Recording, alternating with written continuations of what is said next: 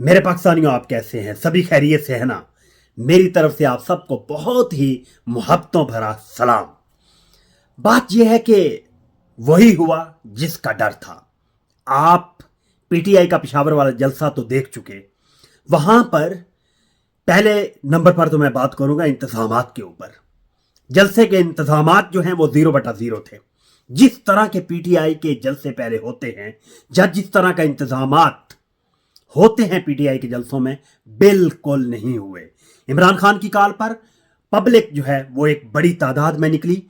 वहां पर जो रिपोर्टर्स मौजूद थे वो बता रहे थे कि 6 से 7 किलोमीटर के रेडियस में पब्लिक वहां पर मौजूद थी। उसके अलावा वो बताते हैं कि इंतजामात के हवाले से वहां पर नेट जो है वो ना होने के बराबर था। फोन कॉल जो हैं वो ना आ जा सकती थी। वहां पर टेलीफोन ऑपरेट करने का भी बहुत ज्यादा इशू था। और सबसे बड़ी बात यह है कि वहां पर जो लोकेशन थी जलसे की वो वाली थी कि जहां कूड़ा क्रिकेट और स्मेल का सामना था लोगों को।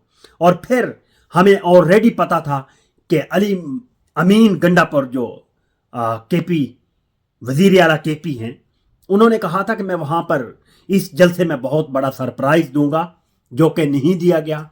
हमें पता था कि असद कैसर जो हैं वो अमन की बात करेंगे, वो अफगानिस्तान के साथ सींग ना अड़ाने की बात करेंगे, वही उन्होंने की।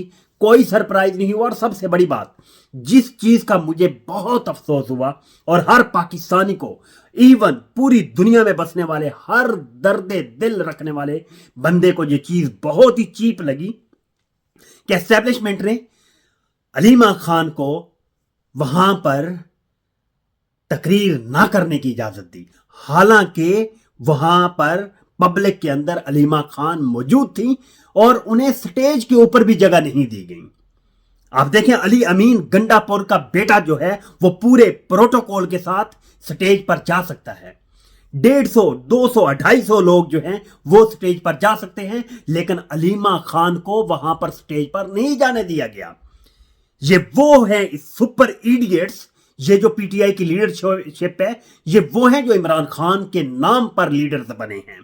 इनके ओहदे, इनकी वजारतें, इनकी सीएमशिप, इनका ईच एंड एवरीथिंग जो है वो इमरान खान के नाम पर बना है। और उसकी सगी, इमरान खान की सगी बहन को स्टेज पर जाने की भी इजाजत नहीं थी। इनके अंदर इतनी हिम्मत और जुर्रत नहीं है। ये मुंह और ये मैसूर की दाल, ये इमरान खान को जेल से निकलवाएंगे।